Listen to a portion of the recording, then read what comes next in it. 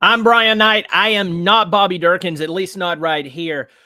Today, we're going to dive into week 6 of the college football season coming up here in 2023. We are in 2023, but you know what I mean. Before I dive into that, if you're brand new, hit the subscribe button, turn on the notifications, hit the thumbs up. That's all free. So it's not like I'm rummaging through your bank account taking money. Do that. It does help the channel, especially if you like what you like. Post it in your favorite forums. I do appreciate it. So let's dive right in.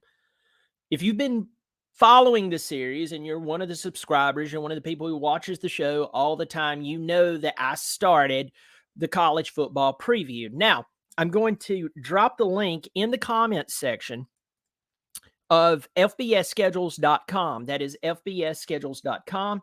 I have absolutely no ties to this company, but this is a great way for you to go through each individual week, see all the games in the FBS that's going to be going on. They also have an FCS schedule. So if you're, a Furman Paladin or one of those Midwest schools that absolutely beats the crap out of everybody all the time, you want to keep up with it, you can use that as well. But I've been using the fbsschedules.com for the 2023 college football season to systematically go through each week, see what games really stick out, and maybe some games that are going to fly under the radar. And then as the season matures, we might see some teams who they become maybe not a national championship contender, but they become a better team and maybe even wreck some national championship contenders' paths to the playoffs. So I am going to share my screen. We are now in week 6. And before I share that, I do want to throw this out there just as a recap. By this point of the season, we're going to know a lot about a lot of teams. Right now we're in today is June the 21st, 2023. We're probably a little over 2 months away from the start of the college football season, beginning with week 0. But at this point, we've been sold magazines, we've been sold subscriptions. ESPN is firing up. All the other sports channels, they're firing up. They're talking about teams. Of course, they're going to talk about the regular contenders, the Ohio States, the Georgias, the Alabamas. But there's a lot of other teams that's in contention right now. And by now, we're going to figure out who was realistic. Is LSU that good? Is Florida State that good? Some publications have them ranked as high as number 3, which I think that's a reach, a major reach. But by this time in the season, LSU and Florida State, they'll play in week 1. Texas and Alabama, they'd already played by now.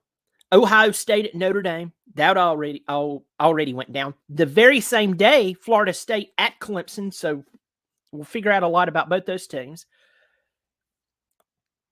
And then great rivalries, when it comes to great rivalries, Tennessee and Florida playing each other, that would have already happened. Also, Tennessee trying to get revenge on South Carolina would have already happened. So I'm going to share my screen so you can see these games. And let's just dive in to what we have here. I love using, once I found FBS schedules, I just absolutely love going through it. So you should be able to see my screen now. Now, this is the week of the very first games, Wednesday, October the 4th. Now, you really don't have a big game there. Jacksonville State and Middle Tennessee playing each other. The only interesting thing about Jacksonville State is that Rich Rodriguez is the head coach there. Former Clemson offensive coordinator, former West Virginia head coach, former Michigan head coach. I think he went to Arizona. Now he's at Jacksonville State. Middle Tennessee State has former Clemson position coach Rick Stockstill going into like his 17th or 18th year. So that's unless you're a fan of those two teams, you really don't care. The very next night, Thursday, October the 5th, Sam Houston at Liberty. Sam Houston is in the FBS now. They're playing Liberty, the Fighting, Jamie Chadwells. And that night is really unimportant in the grand scheme of things. Now, Friday, October the 6th, it basically is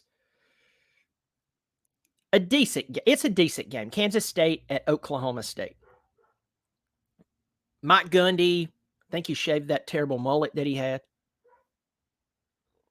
I think his players still tell him what clothes he can wear as well, or else they'll quit playing football for him. If you know, you know. But Kansas State at Oklahoma State, Kansas State, they have a really good chance of doing some really good things in the Big 12 this year. But this is not a massive game, but it's interesting. Matt Rule with Nebraska playing at Brett Bielema, two coaches who's done some cool things. Matt Rule did a great job at Baylor. Brett Bielema just couldn't take it at Wisconsin anymore, left. I think that was a bad decision to go to Arkansas. Arkansas has just been a mess. Sam Pittman's done a great job there over the past few years, but even with that, you still see the troubles and the craziness. Now, I'm going to speed up here. I know I've talked a lot about these maybe unimportant games, but this week, it gets interesting. It gets interesting. Now, I'm going to bring up this game because my team is in the ACC. And it's not just a crazy important, it's not an important game at all. But it is interesting. It's a very interesting game. Georgia Tech at Miami. Now, when I think of Georgia Tech and Miami, I think of Calvin Johnson playing for Georgia Tech, making that wild circus catch against Miami to beat them when Miami was still a good football team. Not great, a good football team. Miami, second year, Mario Cristobal. I think Mario Cristobal is a good football coach. I think he's a good football coach. I'm not going to say great. I think he's the man for this job.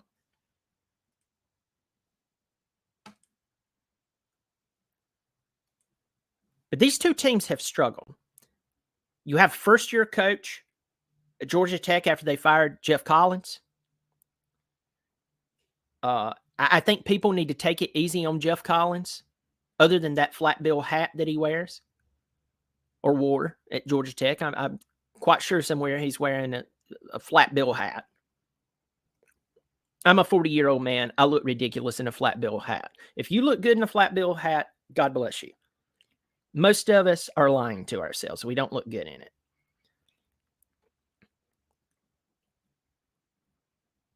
But they fired him after trying to replace Paul Johnson. And if you want to see how hard it is to replace someone, be the guy who has to replace Paul Johnson, who has recruited players to run an offense that only 4 or 5 teams in the FBS actually run. By the way, Army is no longer a triple option team. They're now going shotgun formation. No, folks, you're not having an episode. No, you're not having a stroke. Maybe you're hungover from last night, but it's not the hangover. Army is now running shotgun formation. And good luck to them there. So these two teams have, a first year and a second year head coach. Miami should beat the brakes off of them, but we've seen what Miami can do with a lot of talent. It's called waste it. Now, for my Clemson fans, Wake Forest at Clemson, it's not a big deal. Even when they had Sam Hartman, even when they had a great team, we still dominated them. That's going to be at Clemson. Sam Hartman's gone. He changed for a different shade of gold, so he's playing at Notre Dame. Transparently, I think that was a bad move by Notre Dame, but hey, teach their own.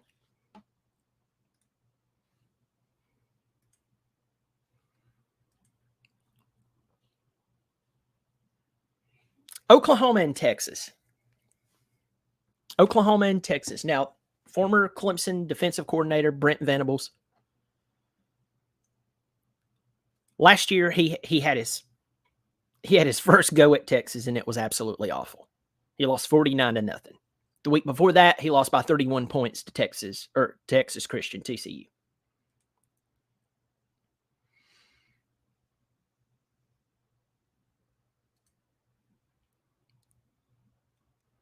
But those were the two games they got the break speed off of them. Every other game that they lost one game by 7 points, and including the bowl game, they lost 4 games by 3 points. Now, you can't explain away a 49-point loss to your rival. You can't explain away a 31-point loss to TCU. You can take a look at the barren cupboard that they had at Oklahoma because they lost Caleb Williams, who's just following Lincoln Riley to the bathroom.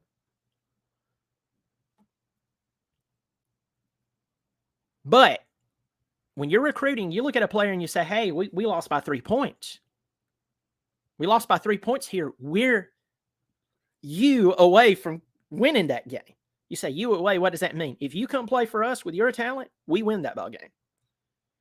If you want to stroke the ego of a recruit, that's how you do it. And you can't do it with a 49-0 loss to Texas.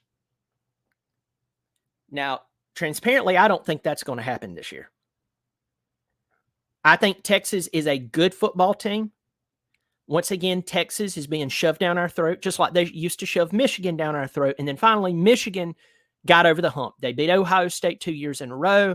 They started using their talent. Had Harbaugh not been the son of Michigan, he'd have been gone a long time ago, especially with the money that they were paying. You know that. I know that. Maybe Texas finally pulls a Michigan. They stop wasting talent. They stop wasting all the money that the old company tycoons and buddies and friends and presidents and vice presidents are pouring into the university to buy players. And if that's the system that we have, use it. If they're going to call that ethical, this is the system. You may not like it. Do it. Okay, great. But when you have all that talent and you're still ending up 8-4, 9-4, something like that, what? Wow, that's ridiculous. But this is a big game. This is a very big game. Oklahoma and Texas. Now, I don't expect Oklahoma to win this ball game, but I expect them to play much better than what they did against Texas. And last year, and the question is, if Texas gets drilled by Alabama, at Alabama, does things kind of fall apart? Do you have players mad that they're not on the field? Do you have players who are angry that their buddy who's sharing a locker room with him, who's sitting this seat, just one seat over, is suddenly, over the past year, making $1 million, and he can't even get an NIL deal from a local pesticide company or a feed and seed store? That stuff happens, folks. You don't want to hear it, but it does. Have New King God coming in here. I'm glad you're in here. Slim Shady Canes. You said you're going to beat Clemson this year. That's an interesting take. Hey, you pull for your Canes, you should believe that, but don't know if I'm sold on that one. Forget that I'm a Clemson fan. I just don't know if I'm sold on that one. Now, I'm skipping over some games here to get to Kentucky at Georgia. Now, Devin Leary was the quarterback at NC State. He leaves NC State. He takes Will Levis's place at Kentucky. I am not sold on Stoops. Stoops is not a bad coach, but about 4 weeks into the 2022 season, you couldn't watch a College Game Day on Saturday morning without ESPN telling me that Kentucky is the second coming. And people, I don't know. I'm going to go on a quick rant here. Just please forgive me if you don't like it.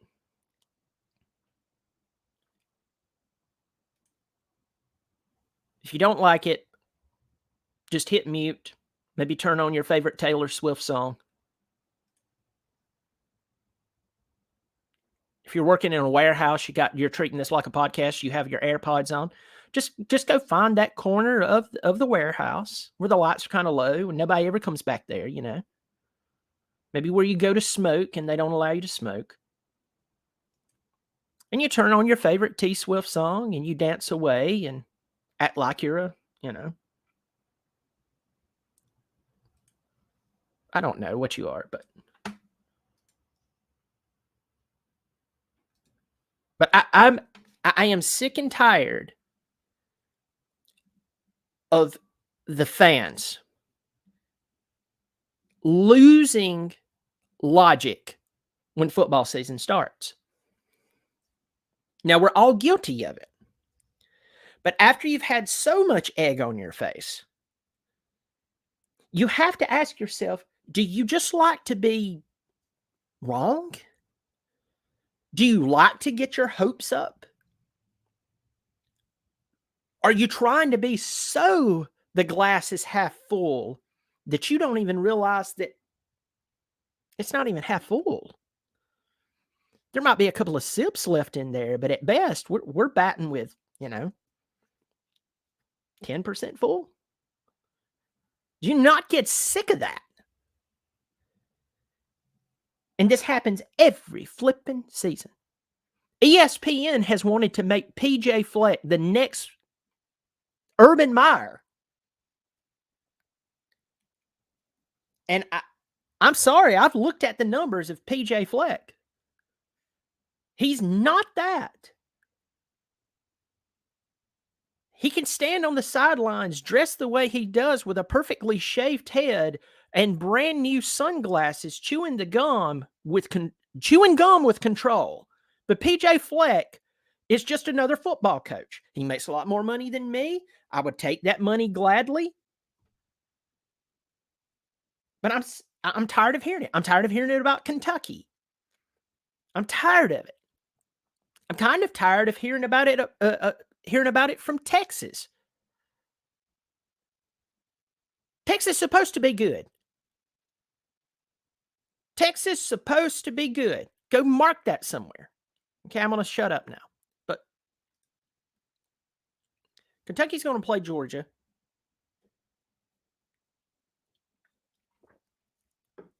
And as much as I would love for Georgia to lose this game, it's between the hedges.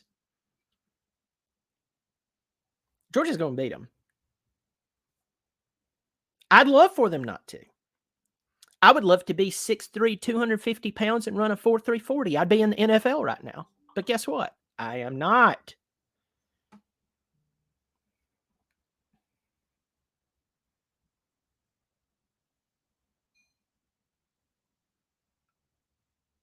Alabama at Texas A&M.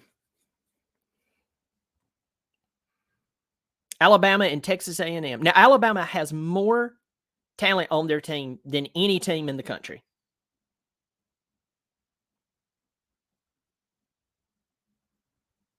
Go look at the numbers. I'm not talking about who won 2 national championships in a row this past year.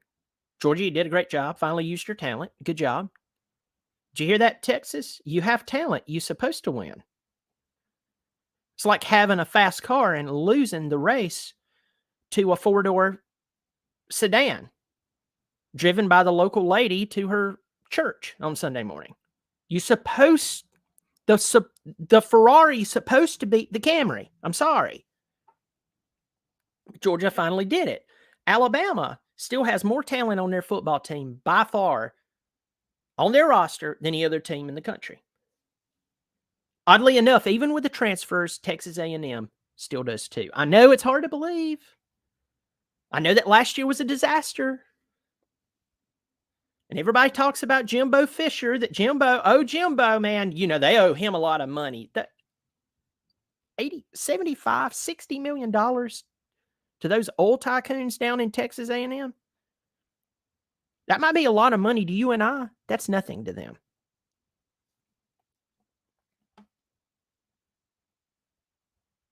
Maybe to some schools it's a big deal, but not A&M and not Texas either.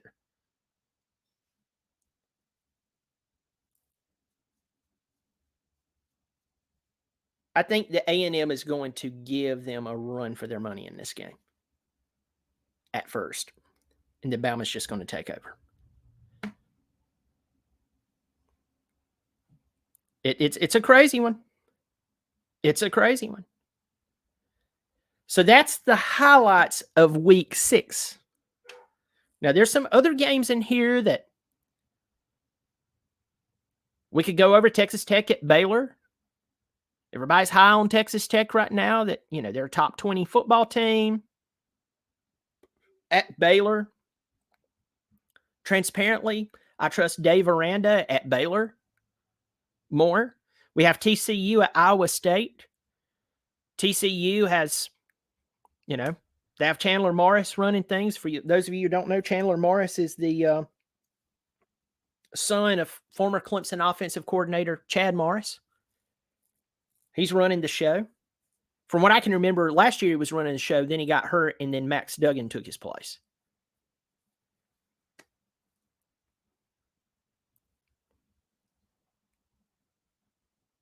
I want to say this about Matt Campbell at Iowa State. He may be a great coordinator, but I just don't think that he's a great coach. Okay, you could counter that. You could rebut me and say, well, what about the fact that he's coaching at Iowa State? Touche, you got me. Or what about the fact that 4 years ago, he could have left and took a lot of different high-profile jobs, but he stayed?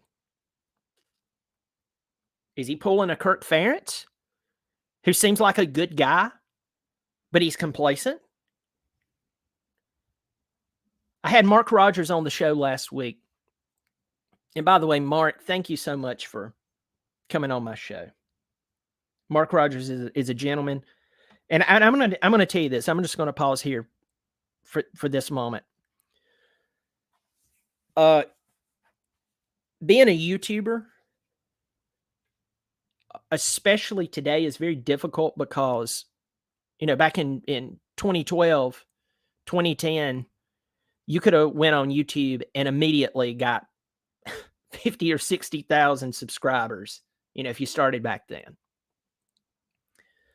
But it's tough. It's really tough. A lot of things have changed. There's a lot of information here that's just drowning out other information. But you meet a lot of people. I've met a lot of people, and I've met a lot of really good guys. I have friends because of starting a YouTube channel as Bobby Durkins. But I've also met some shady people. I've met some people who I wouldn't trust them with a dying goldfish. But Mark Rogers is not only one of the finest people that I have met on YouTube, he's one of the finest people I've met. You can just tell. Now, I don't know him personally, but I'm just telling you, he is just a really, really good guy. And to have him come on the show, that was a big deal for me. So, if you're on here, you're watching this right now, or you're watching it later, just go over to Mark Rogers' channel. Tell him thanks for coming on my show. Tell him. Because I think that would be awesome. I think that would be great just to let him know. I think it'd be good to hear from you. So I'm going to put the schedule back up. And once again, this is on fbsschedules.com. I have no tie to this website. But it is fantastic.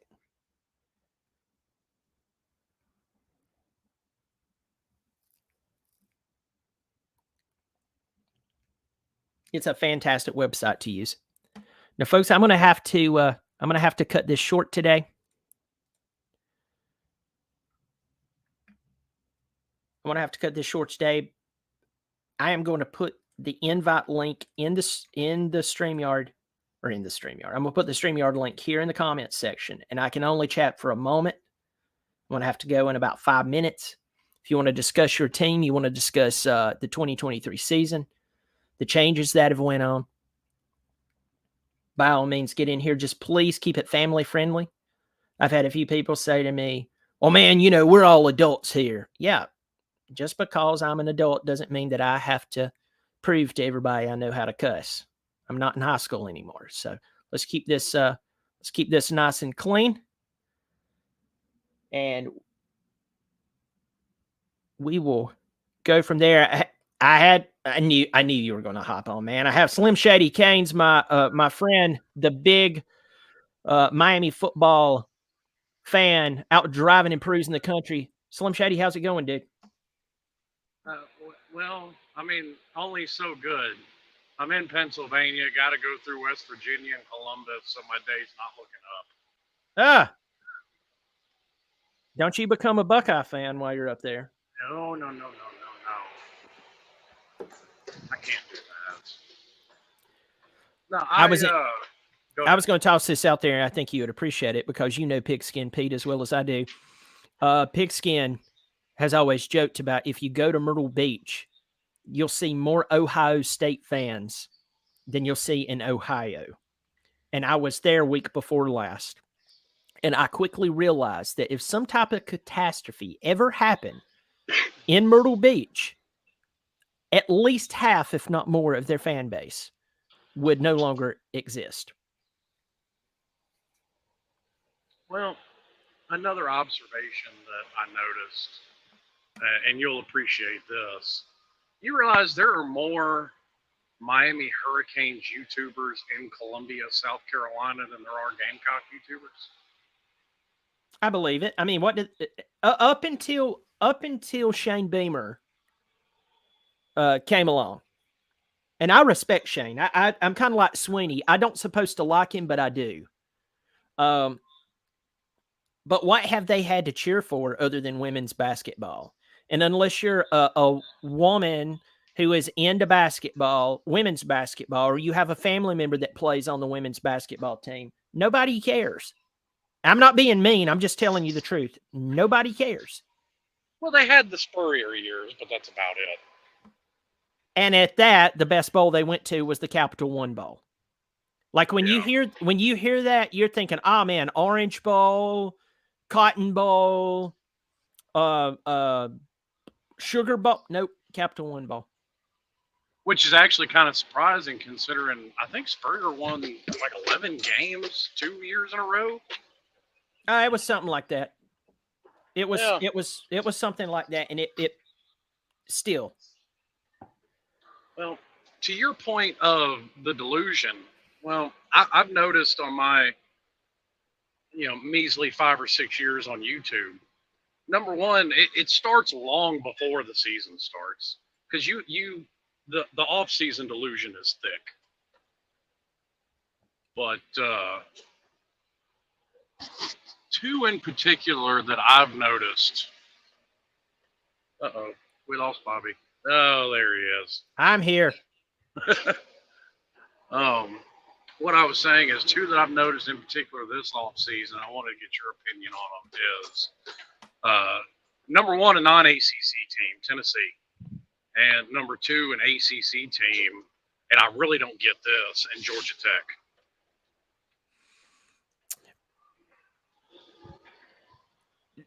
Clarify a little more, and then I'll try to keep it short. And by the way, I'm going to have to go here in just a moment, so I'm not rushing you. It's right anyway, but clarify a little bit. Well, Tennessee fans that I'm hearing online are hollering playoff team, and Georgia Tech fans, two in particular that were on the ACC show last night on the Pigskin Pete channel, are seriously trying to convince us of an 8-win season for Georgia Tech. All right, so I have my trusty, and I'm not pushing this magazine, but I use it, Lindy's Sports. I'll say this right off the top of my head. Tennessee fans should be excited and They have a lot of talent coming back, but if you talk to any Tennessee fan who's worth their weight in salt, Sports Talk Jay came on my show.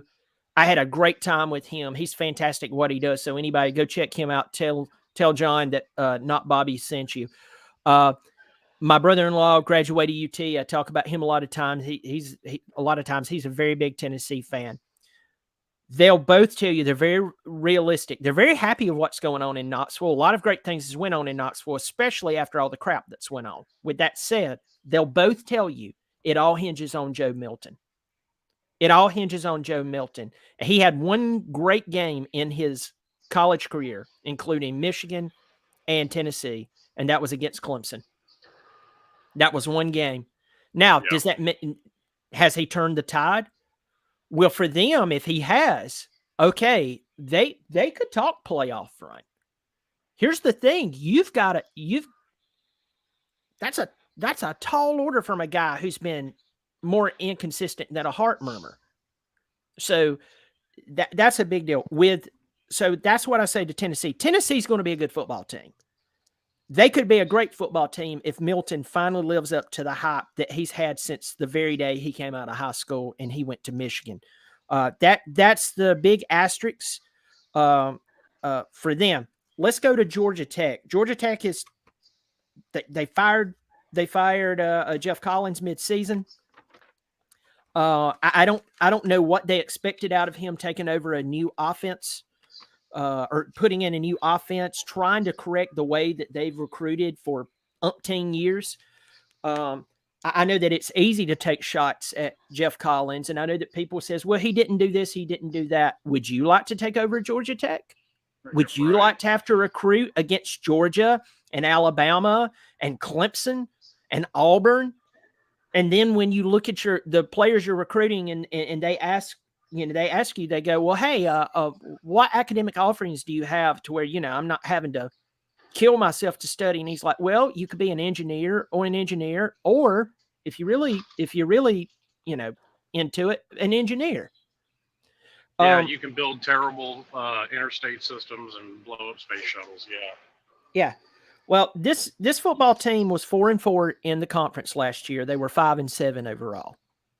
So their very first game, they lost to Clemson 41-10. They beat Western Carolina. They lost to Ole Miss 42-0. I think that was the game that Jeff Collins was fired in. I could be wrong. It might have been the next one when he lost to UCF. He lost to them 27-10. But after that, they beat Keaton Slovis in Pittsburgh. They beat a good Duke team 23-20. They did lose to Virginia. That's where you step back and you go, okay, that's terrible. They lost they got ran out of the stadium by Florida State, 41-16. But they beat Virginia Tech. They lost to your Canes 35-14. They beat North Carolina at North Carolina. And then they got the crap beat out of them by Georgia. When I look at their schedule this year, they have to play at Louisville. No, they're playing Louisville in Atlanta. Yeah. That's winnable. South Carolina State, that's a given. No offense, Buddy Pugh. At Ole Miss, we know what that's going to entail. Lane's going to kill them. At Wake Forest, I don't see them being anything special this year. Bowling Green, maybe. They're at Miami. That's according to how you guys are doing. Boston College, North Carolina, at Virginia, at Clemson, Syracuse, and Georgia. So let's realistically, if we were just being cautious here and saying, okay, they could win this game, they could beat Louisville, they could beat South Carolina State, they could beat Wake, they could beat Bowling Green, they could beat Boston College, Virginia, and Syracuse. Who number 8 is, I really don't know at this point. Well, I do have money on it. I have Georgia Tech not making a bowl game because there's a plethora of examples out there of head coaches getting fired and interims taking over, and the team picks up from what they were. And I think that may be a case of what happened to Georgia Tech last year. And as far as Tennessee goes, I'll say this: Tennessee to me is in the same boat as North Carolina, is in the same boat as USC. They're good half of teams. They're not good teams. They're a good half of teams. Their defenses are absolutely abysmal, and you have to have some semblance of a defense, in my opinion, to have any realistic playoff expectations. I get and I understand the criticism of the defense. That is one thing that I think Tennessee fans need to kind of pump their brakes on when it comes to looking for a trip to the playoff. Because if you look at the offense, they return the majority of their offense, except for Joe Milton. Of course, they lost Hyatt. They lost Cedric Tillman. But and Hooker, yeah.